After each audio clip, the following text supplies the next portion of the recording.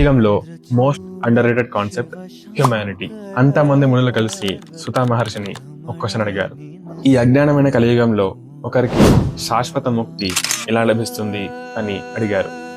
అలాగే ఇంకా చాలా మాట్లాడుకున్నారు. ఈ కలియుగంలో మనుషులు మంచి పనులు చేయడం మానేశారు.